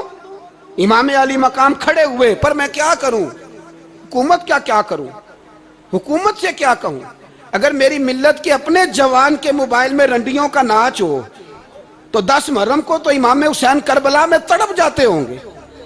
अगर 9-10 मुहर्रम को जो निकला इमाम अली मकाम की बात करने के लिए, वो नौजवान अगर सिगरेट का, शराब का, बदमाशी का आदी हो तो हजरत अली असगर कहेंगे ना मेरी कुर्बानी का क्या बना। वो तो निकले थे उरियानी और फाशी के खिलाफ, और अगर मिल्लत का जवान रोज चौक में खड़े होकर लड़कियों को ताड़ता हो तो हजरत अली अकबर तो अपनी कब्र में रोते होंगे कि ये इस कौम के लिए जान दे दी जो आज यजीदी तरीकों पे अमल कर रही है, जो सारी रात गंद देख के सोती है, जो सारी रात बेहयाई, फाशी और उरियानी में लगी रहती है। इन लोगों के लिए जान दे दी। इतना जुल्म उन शहीदों के साथ, और 10 मुहर्रम को देग पका के कहता है मैं इमाम हुसैन का मानने वाला हूं, मैं इमाम अली मकाम से प्यार करने वाला हूं। ना भाई ना, दो रंगी छोड़ के यक रंग हो जा, सरासर मोम हो जा या संग हो जा। उम्मत मुस्लिमा को बेदार होना पड़ेगा। इमाम अली मकाम मैदान में निकले, डट के निकले, और इमाम ने फरमाया मैदान में निकल कर कि मेरा वतन मदीना है, मेरा वतन मदीना है, पर मदीना बाद में, रसूलुल्लाह का दीन पहले। ये झंडे लगे, शर्म करो और डर जाओ, बस कर दो। तुम्हारे मुंह में अब दांत पूरे नहीं रहे। कोई शुगर का मरीज है तो कोई ब्लड प्रेशर का, तो कोई हार्ट का, तो कोई कैंसर का। शर्म करो और अपनी कब्र की भी थोड़ी सी फिक्र करो। किसी को खबर है क्यों अपने लिए जहन्नम इकट्ठी करते? सारा कुछ दुनियादारी रह गई है, सारा कुछ सिर्फ यही रह गया। हजरत अबू बकर सरदार थे, हजरत उमर सरदार थे कबीले, हजरत उस्मान सरदार थे। उन्होंने सरदारियों को ठोकर मार के रसूलुल्लाह के कदमों में बैठना पसंद की। सरदारियां छोड़ के गुलाम बन गए। तुम सरदारियां बचाने के लिए रसूलुल्लाह की गद्दारी करते हो, शर्म नहीं आती? और कौन शिकवा है मुझे। याद रख मेरे भाई, इमाम अली मकाम रदी अल्लाह तआला अन्हु ने मैदान में निकलकर पहले मजहब की बात की, और आज दीन नबी दा वांग यतीमा रोवे ते कुरलावे ते आखे मैं किथों लब्बा उमर बहादुर, मैं किथों लब्बा उमर बहादुर जेड़ा मैनू सीने लावे। मासूम बच्चे, मासूम। आज तक किधर है तुम्हारा अक़वाम मुत्तहिदा? बुलाओ ना इसे। भीख मांगते फिरते हो, काफिरों से भीख मांगते हो। बच्चा शाम को घर ना आए तो माँ दरवाजे पे नजर लगा कहती बेटे टाइम पे आ जाया कर, मुझे नींद नहीं आती। वक्त पे। बर्मा की उस माँ से भी जाके पूछो जिसका बच्चा पलट के आए कोई नहीं, आया ही नहीं, उससे भी पूछो। बच्चे ने आधी रात को रोटी मांग ली तो फालज ज़्यादा माँ, उसको फालज था, वो रेंगती हुई उठी और उसने अपने लाल को रोटी पका के दी। बाप कहता रहा चल छोड़, सो जा बेटे तेरी अम्मा। उसने कहा नहीं मुझे नींद नहीं आती, बेटा भूखा है। उस माँ से भी कभी पूछ, उस माँ से जो बांग्लादेश के खेमे में बैठी है। तो BBC लंदन का रिपोर्टर कहता है कि तेरी ख्वाहिश क्या है? कहती कोई भी नहीं, चलो 2 दिन के बाद ही सही मेरे बेटे को एक रोटी दे जाया करो, ये रोटी मांगता है मुझसे, میں کدھر سے لاؤں؟ یہ لوارث قوم ہے، میں حکمران سے جا کے بات کروں؟ جب میرا اپنا نمازی مسلمان کہتا ہے پہلے پاکستان کے بچے تو پال لو، میرے بھائی تجھے خبر ہی نہیں، یہ تو جانا تو کبھی گنبد خضرا پہ، تو میرے مصطفیٰ نے فرمایا من ازا مسلم فقط ازانی، فرمایا جب میرا مسلمان تکلیف میں ہوتا ہے تو میں گنبد میں تکلیف میں ہوتا ہوں، مجھے درد ہوتا ہے، مجھے اذیت ہوتی ہے۔ پوچھ جا کے محبوب پاک سے، میرے عزیز کسی کو غم ہی نہیں ان لوگوں کا، کسی کو پرواہ ہی نہیں، کچھ سوچتا ہی نہیں ان کے بارے میں۔ میں اپنے گھر میں مست ہوں، آپ اپنے گھر میں مست ہیں، میرے رسول اللہ کی امت لٹ گئی ساری، جگہ جگہ تباہی، ایک انچ دھرتی پر زمین ایسی نہیں جو کافر کی ہو اور خون بہتا ہو۔ ایک ریمن ڈیوس امریکی کتا یہاں بند تھا مسلمانوں کے قتل میں، انہیں اپنی قوم کی اتنی فکر تھی وہ راتوں رات چھڑا کے لے گئے، لیکن میری اور تیری بہن عافیہ صدیقیہ سالوں سے بند ہے۔ تڑپ کے پوچھا ہے مسلمانوں نے کہ اس کی غلطی تو بتاؤ، اس کا قصور نہیں پر وہ بند ہے، کوئی نہیں بات کرنے والا، کوئی نہیں۔ مسجد جانے جمعہ تو پڑھانا ہے، اس میں غرض نہیں درد ہے کہ نہیں کہ اس میں تو اتنا پتہ ہے کہ گھنٹے تقریر ہے کرنی ہے۔ پیر صاحب صبح سے شام تک تعویذ لکھتے، سیاستدان صبح سے شام تک جنازہ بھی تب پڑتا ہے کہ مجھے ووٹ ملیں گے۔ تاجر کہتا ہے بس دکان چلنی چاہیے، مر جائے میری طرف سے ساری دنیا، بس کرو اس خول سے باہر نکلو۔ اے نوجوان مسلم، کبھی یہ تدبر بھی کیا تو نے وہ کون سا گردوں ہے جس کا ہے تو ایک ٹوٹا ہوا تارا؟ تو نے سوچا ہی نہیں کبھی، تجھے کبھی خبر ہی نہیں ہوئی کہ یہ کس قدر بڑا کام تھا؟ میرے رسول پاک صلی اللہ علیہ وسلم کے غلاموں جاگو۔ میں دعائی دیتا پھرتا ہوں، میں کہتا ہوں جٹ بن کے بڑا جی لیا، بٹ رائیں انصاری بن کے بڑا جیا، بس کر دو بس کر دو، اب مسلمان بن کے جینا سیکھو، اب اپنی پہچان رسول اللہ کی غلامی بناؤ، اب کہو پہلے دین باقی ہر چیز بعد میں، بس کرو بہت ہو چکا ہمارے ساتھ، اب تھوڑا جاگو۔ کسی کو پرواہ نہیں۔ مجھے تو ان لوگوں کی فکر ہو رہی ہے جن لوگوں نے انہیں ووٹ دیے ہیں، وہ اللہ کو کیا جواب دیں؟ اور یہ اللہ ماشاءاللہ ساری سیاسی جماعتیں اس طرح کی۔ اور میرا وزیر قانون صاحب کو بھی مشورہ ہے کہ زندگی بڑی تھوڑی ہے، بڑی تھوڑی، اللہ سب کو معاف کرتا ہے، اپنے رسول کے غداروں کو معاف نہیں کرتا۔ اور تم نے قوم کو لوٹا، لوٹتے رہو، اب ایمان پہ ڈاکے تو نہ ڈالو۔ تمہیں دولت لوٹ کے پیٹ نہیں بھرا، اب ایمان لوٹنا شروع کر لیا۔ تمہارا فیکٹریاں لوٹ کر، قومی خزانہ لوٹ کر پیٹ نہیں بھرا، بھائی مانو اب دین بیچ کر اپنی حکومتیں پکی کرو گے۔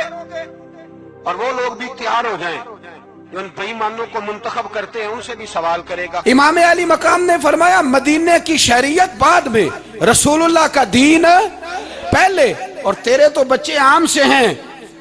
امام حسین نے فرمایا میری گود میں جو بچے ہیں وہ رسول اللہ کے نواسے ہیں، پر بچے بعد میں، نبی پاک کا دین پہلے۔ آپ نے فرمایا تیری بیٹی بڑی باوقار ہوگی، اس کی بڑی عزت ہے، تو کہتا ہے بیٹی کی وجہ سے بلیک میل ہو گیا، لیکن جو شان خدا نے حسین کی بیٹی کو عطا فرمائی، جن بچیوں کا سر کا بال ننگا ہو جائے، سر کا بال ننگا ہو جائے، تو امام شورانی فرمایا کرتے تھے اگر مدینے میں کسی سید زادی کے سر کا بال ننگا ہوتا تھا تو سورج اپنا منہ چھپا لیا کرتا تھا، سورج چھپ جاتا تھا بادلوں کی اوٹ میں، اور مدینے والے سمجھ لیتے تھے کہ گھر میں کام کرتے کرتے کسی سید زادی کے سر کا کوئی بال ننگا ہو گیا۔ ان شہزادیوں کا اتنا وقار، اور امام علی مقام نے فرمایا بیٹیوں کی فکر بعد میں، رسول اللہ کا دین پہلے رسول اللہ کا دین۔ قوم مذہب سے ہے، مذہب جو نہیں تم بھی نہیں۔ امام حسین میدان کربلا میں تھے، ایک راوی کہتا ہے 3 دن پانی بند رہا ہے، روٹی بند رہی ہے، پر قرآن پاک کی تلاوت 1 منٹ کے لیے بھی بند نہیں ہوئی، دعا اور التجا 1 منٹ کے لیے بھی بند۔ حسین کے خیمے سے یہ آواز بار بار آتی رہی، یا اللہ استقامت بھی دے اور صبر بھی عطا فرما۔ دعا کا رستہ بند، تلاوت بند نہیں ہوئی، اللہ کی بارگاہ میں سجدے بند نہیں ہوئے، تو چھوڑ گیا، تو دعا تک نہیں مانگتا۔ دعا تو انقلاب برپا کر دیتی ہے، دعا تو حالات بدل دیتی ہے۔ دعا تو تبدیلی لے آتی ہے. کوئی بیٹھا ہوا مجھے دور دعا دیتا ہے, بس دعا دیتا, فقط دعا دیتا ہے. کوئی بیٹھا ہوا مجھے دور دعا دیتا ہے, میں ڈوبتا ہوں پر سمندر اچھال دیتا ہے. وہ بھائی تو دعا بھی چھوڑ گیا. پہلی بات آپ کی خدمت میں یہ ہے کہ جاگیں, مسلمان بنیں. دوسرا کچھ نہیں کر سکتے تو دعا تو کر سکتے ہیں نا, دعا کا رستہ اپنائیں. اور پھر میرے نبی پاک علیہ السلام نے 2 باتیں فرمائی, کان کھول کے سن لینا. 2 باتیں حضور نے فرمایا ایک وقت آئے گا کہ میری امت کے خلاف کافر ایک دوسرے کو آوازیں دیں گے, آؤ مسلمانوں کو ماریں, آؤ مسلمانوں. تو صحابہ نے کہا یا رسول اللہ کیوں, ہم تھوڑے ہو جائیں گے؟ فرمایا نہیں, تم بہت زیادہ ہوں گے. 56 اسلامی ملک ہیں دنیا میں, کتنے بول کے بتانا ہے. اتنا سا برما ہے, کسی غیر مسلم کا کتا مر جائے تو یہ چیخ پڑتے ہیں, اور یہاں کہتی ہے اقوام متحدہ کہ جی وہ ہمیں داخل نہیں ہونے دے رہے. تو بند کرو پھر سلامتی کونسل, تحلیل کر دو, اقوام متحدہ ختم کرو. اگر تمہاری کو سنتا نہیں تو بنائی کیا ہے؟ صرف مسلمانوں کو پریشرائز کرنے کے لیے. اور ہمارے مسلمان بھیک مانگتے پھرتے ہیں, کہتا ہے کہا ہے ہم نے اقوام متحدہ سے. اب تم اپنے لیے کافر سے بھیک مانگو گے, کافر سے بھیک مانگو گے؟ میرے عزیز نبی پاک علیہ الصلوۃ والسلام نے فرمایا کافر ایک دوسرے کو بلائیں گے مسلمانوں کو مارے. یا رسول اللہ ہم تھوڑے ہوں گے؟ فرمایا بہت زیادہ ہوں گے. تو حضور کیا ہوگا؟ فرمایا تمہیں وہن ہو جائے گا. یا رسول اللہ وہ کیا ہے؟ فرمایا دنیا سے پیار ہو جائے گا, مرنے کو دل نہیں کرے گا. دنیا سے اور مرنے کو. اس وقت سمجھ لینا کافر تم پہ حاوی ہے. میں اپنا اندازہ کروں, آپ اپنا کریں. مجھے دولت سے کتنا پیار ہے اور آپ کو کتنا پیار ہے. جاگ کے سنیں یہ لفظ رسول پاک کے صلی اللہ علیہ. حضور نے فرمایا جب تجھے دنیا سے پیار ہو جائے, دولت سے پیار ہو جائے, اقتدار سے پیار ہو جائے, اور جب تجھے موت بری لگنے لگے, تیرا مرنے کو دل نہ کرے, پھر کافر تیرے اوپر چڑھ آئے گا. آج دولت ہی تو رہ گئی ہے, باقی بچا کیا ہے؟ میں اکثر کہتا ہوں شادیاں نہیں ہوتی, تجارتیں ہوتی ہیں. لڑکی والے کہتے ہیں کہ لڑکا زیور کتنا ڈالے گا, لڑکے والے کہتے ہیں لڑکی جہیز کتنا لائے گی. تجارت, ہر جگہ دولت, ہر جگہ پیسہ, ہر جگہ سرمایہ. جہاں جس معاشرے میں تلاوت بکے, نعت بکے, تقریر بکے, اس سے زیادہ اور تباہی کا معاملہ کیا ہوگا؟ میرے عزیز میرے رسول پاک علیہ الصلوۃ والسلام کے صحابہ کے قریب دنیا داری آ سکی نہیں آئی. حضرت ابو بکر صدیق نے پانی مانگا تو لوگوں نے دودھ دیا, فرمایا پیچھے کرو. ابو بکر نے نعمتیں چھوڑ دی ہیں. اب ابو بکر وہ والا کام کرتا ہے جو رسول پاک نے کیا ہے. فرمایا نہ دودھ شاید پیش نہ کرو, جو مانگتا ہوں بس وہ دو. حضرت ابو بکر صدیق نے بڑے مالدار تھے. حضرت عمر فاروق رضی اللہ تعالیٰ عنہ کے پاس صحابہ کرام جمع ہو کے آئے. کون سا ایسا شخص ہے جس کی تنخواہ میں اضافہ ہو جائے؟ تو لوگ کہتے ہیں نہیں مجھے نہیں چاہیے. پر ہم نے وہ لوگ دیکھے ہیں. حاجی صادق صاحب کو مسجد والوں نے کہا 1000 روپیہ تنخواہ بڑھانی ہے, تو حاجی صاحب کہنے لگے میرا بڑا سونا گزارا ہوتا ہے, مینوں نہیں بڑے نے.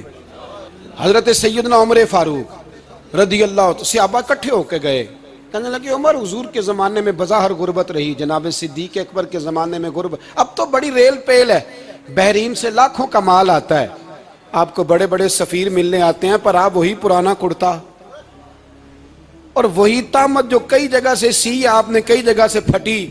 اور حضرت عمر ایک دن عید کی نماز پڑھانے گئے تھے تو ننگے پیر ہی چلے گئے. لوگوں نے کہا جوتا, فرمایا ٹوٹ گیا تھا یار, پہننے کے قابل نہیں تھا. فرمایا ننگے پیر آ گئے اور لوگ کیا کہیں گے؟ فرمایا چھوڑو, عمر کے پاؤں ننگے ہیں لیکن عمر کے کردار میں تو کوئی شک نہیں نا, پیر ہی ننگے ہیں نا, کیا ہوا؟ چھوڑو اس بات کو.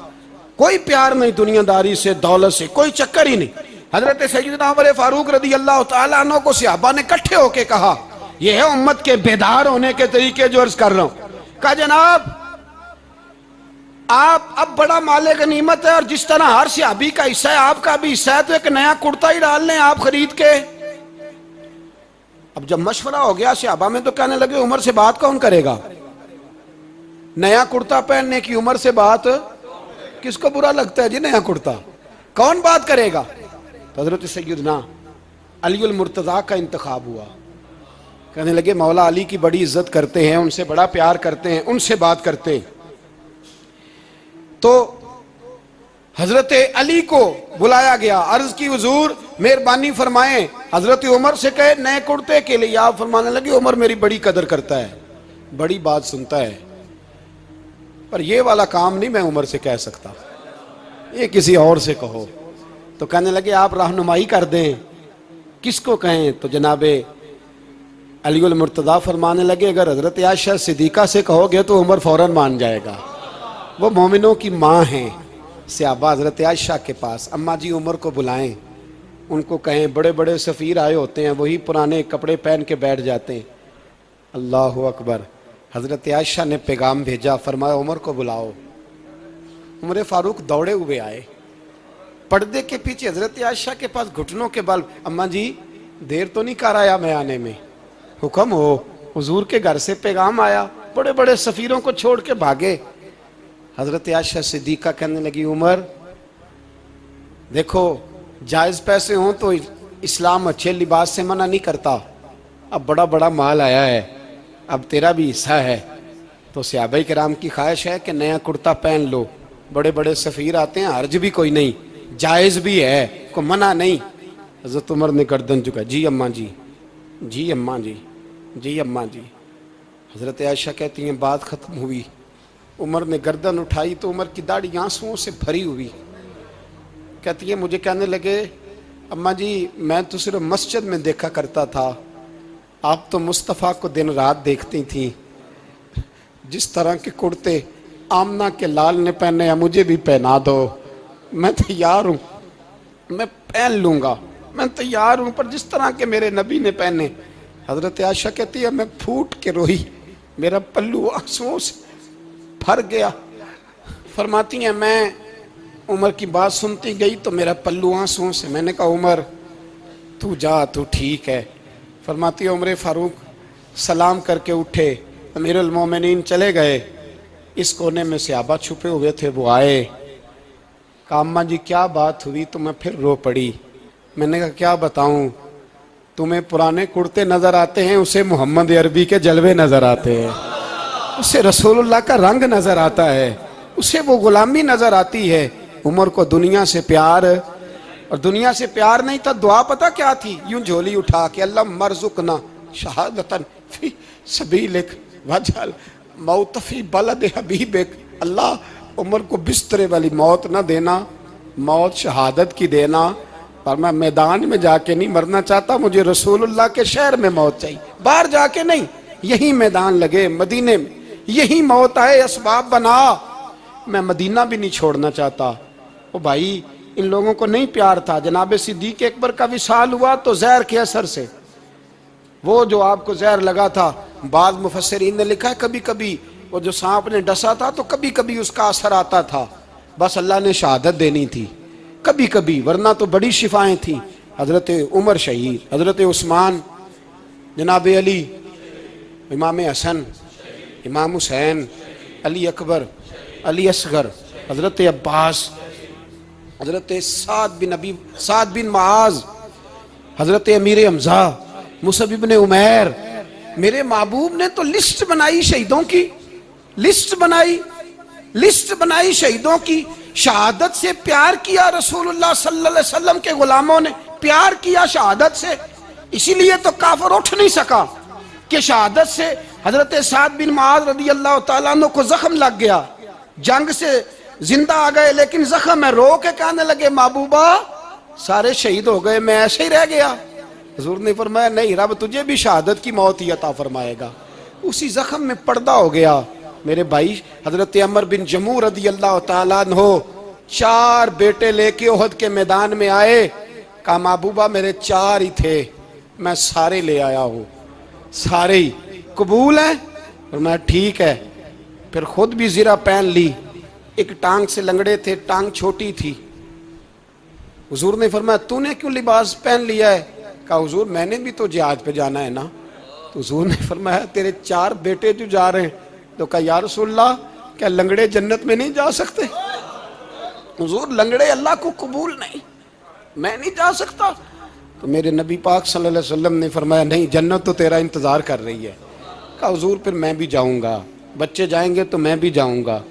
ایک بی بی احد کے دن 3 سال کا بچہ لے کے گھر سے نکلی، بیویوں کو کہتی ہے میرا خامد بھی بدر میں شہید ہوا، بھائی بھی اور باپ بھی، آج حضور نے پھر بلایا ہے، دل کرتا تھا کوئی جوان بیٹا ہوتا تو میں پیش کرتی، پر اب میرے پاس یہ 3 سال کا ہی ہے۔ بچہ لیا مدینے میں مسجد نبوی میں، حضرت بلال سے کہنے لگی 2 منٹ حضور کا دیدار چاہیے۔ نبی پاک آئے، کیسے آئی ہو؟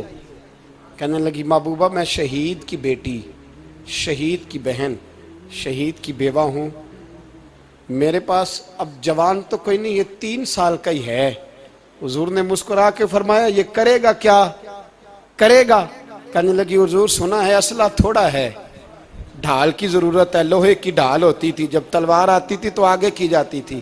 کہا محبوبہ میرا شہید کی اماں بننے کو بڑا دل کرتا ہے، یہ میرا 3 سال کا لے جاؤ، جب تیر آپ کی طرف آیا تو میرا بیٹا آگے کر دینا، یہ ڈھال کا کام تو دے گا نا۔ ہنستے ہوئے محبوب کی آنکھوں میں آنسو آئے، بچے کو پکڑ کے سینے سے لگایا، ماتھا چوما، فرمایا جا تیرے ساتھ وعدہ ہے قیامت کے دن تجھے شہید کی اماں کہہ کے ہی پکارا جائے گا، وعدہ ہے تیرے ساتھ تجھے شہید کی۔ میرے بھائی، میرے نبی کریم صلی اللہ علیہ وسلم کو اپنی امت سے بڑا پیار ہے، حضور کو بڑی محبت ہے۔ فرمایا قیامت کے دن لوگ اپنے اپنے ممبروں پہ بیٹھیں گے پر میں سجدے میں گر کے اپنی امت کی دعائیں مانگوں گا، قیامت میں جو بچے گا وہ میرے نبی پاک کی برکت سے بچے گا۔ سر اٹھا کے جینا سیکھیں، اور یہ بات اپنے دل کی تختی پہ لکھ لیں کہ امام زین العابدین سے لے کر آج تک اگر انقلاب آیا ہے تو ان خانقاہ والے بزرگوں کی وجہ سے آیا ہے۔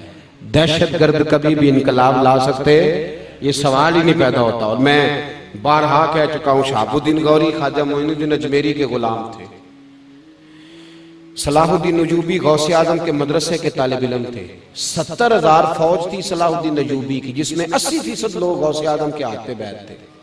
میں دلائل سے بات کروں گا اور میں حوالے پیش کروں گا۔ اور اورنگزیب عالمگیر نے دین کا کام کیا، فتاوی عالمگیری لکھوائی، اس کی وجہ یہ تھی کہ وہ ملا جیون کے مرید تھے۔ اور محمود غزنوی نے یہاں دین کا بول بالا کیا، اس کی وجہ یہ تھی کہ حضرت ابو الحسن خرقانی کے مرید تھے، ان کی بارگاہ میں بیٹھا کرتے ان کے ساتھ۔ اور محمود غزنوی کہتا ہے اس بابے نے مجھے متاثر بڑا کیا ہے۔ کہا کیوں؟ کہنے لگے بابا پرواہ ہی نہیں کرتا کسی کی بھی۔ میں بات ختم کر رہا تھا پر بات آ گئی تو ایک بات کرتا جاؤں۔ محمود غزنوی کہتے ہیں کہ سومناتھ کے مندر فتح کر رہا تھا تو فتح نہیں ہوتی، تو میں نے کہا چلو بابے سے دعا ہی کرا لوں۔ میں حضرت ابو الحسن خرقانی سے دعا کرانے چلا گیا تو بابا جی بیٹھے تھے مریدوں کے پاس، تو سر میں خارش ہو رہی تھی۔ اس طرح کا تو ماحول تھا ہی نہ ان کا کہ بس جب باہر نکلنا ہے تو پھر پورا ماحول اور طرح کا کہ جچے ہر چیز۔ تو کہتے ہیں ایسے ہی مریدوں کے بیچ ہی انہوں نے نا سر سے پگڑی اتاری تو مرید سے کہنے لگے وہ کہ جمعہ تو نہیں پہ گئے، جیسے ہوتے ہیں یہ ویسے ہی دکھتے ہیں، تو ذرا دیکھنا۔ تو مرید کیوں دیکھ رہا ہے، تلاش کر رہا ہے۔ ادھر سے محمود غزنوی دعا کرانے آ گیا، تو اب وہ بابا جی کا سر نیچے تھا، مرید جوں تلاش کر رہا تھا، وہ جیسے اندر داخل ہوا نا محمود غزنوی تو مرید کہنے لگا اوئے ہوئے، بادشاہ جو آ گیا، اوئے ہوئے۔ تو بابا جی کہنے لگے کیا ہوا ہے؟ کہنے لگا جی بادشاہ آ گیا ہے۔ کہنے لگے چھوڑ، میں نے سمجھا کو تگڑی ساری جوں اس کے ہاتھ آ گئی ہے، بادشاہ آ گیا تو کیا ہوا؟ یہ فقیروں کا ڈیرہ ہے، یہاں ہزاروں بادشاہ آتے ہیں، لاکھوں جاتے ہیں، ہم تو صرف ایک بادشاہ کی طرف توجہ رکھتے ہیں، للہ الواحد القہار۔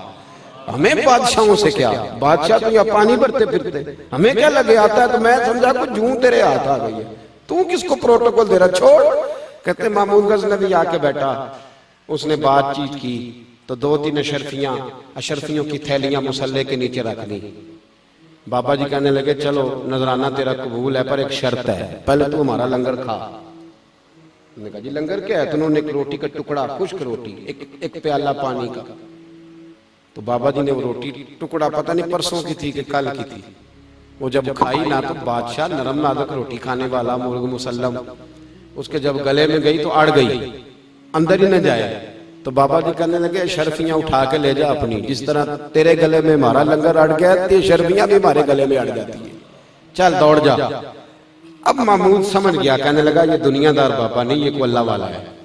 اب سمجھ گیا، جب سمجھ گیا نا اندر سے تو پھر جانے لگا، کہنے لگا میں جاؤں؟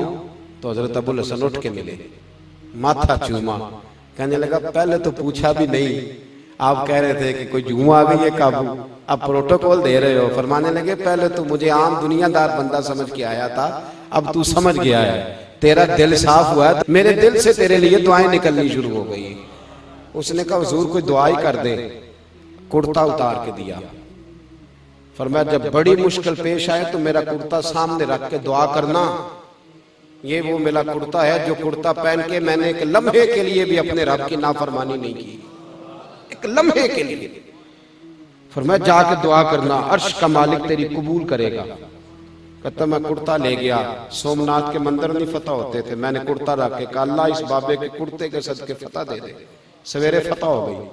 کہتے ہیں رات کو حضرت ابو الحسن خرقانی خواب میں ملے، کہنے لگے ککھ مول نہیں ڈالا تو نے میرے کرتے کا، کوئی قیمت نہیں ڈالی، بس ایک فتح مانگی۔ تو کہا حضور کیا مانگتا؟ فرمایا یہ وہ کرتا تھا جو پہن کے ایک لمحے میں نے نافرمانی نہیں کی رب کی، یہ کرتا پہن کے میں قرآن پڑھتا رہا، درود پڑھتا رہا، رسول اللہ کی ثنا پڑھتا رہا، اور جب میں رب کی رضا میں اس کے محبوب کی یاد میں روتا تھا تو آنسو بھی اس کرتے پہ گرتے تھے۔ اتنا اعلیٰ کرتا تھا، تو نے ایک فتح مانگی۔ او محمود کاش تو یہ کرتا رکھ کے دعا مانگتا کہ اللہ ہندوستان کے سارے کافروں کو کلمے کی توفیق دے دے، اللہ نے سب کو مسلمان کر دے دیتا۔ تو نے ایک فتح مانگی ہے صرف۔ یہ سارے لوگ جتنے بادشاہ تھے یہ صوفیاء کے غلام تھے۔ اب جو جہادی تنظیمیں چندہ کٹھی کرتی ہیں نا، کھالیں کٹھی کرتی ہیں، وہ صرف مرکز بناتی ہیں، یہ اسلحہ خریدتی ہیں آپ کے خلاف، کوئی جہاد کرنے کے وہ قابل ہے؟ اس لیے کہ جہاد تو صوفیاء کے ماننے والے کریں گے۔ تو میرے بھائی اہل بیت کا اسوہ یہی ہے، پیغام صوفیاء یہی ہے، اس لیے اپنے اندر حسن پیدا کریں، رہنائی پیدا کریں۔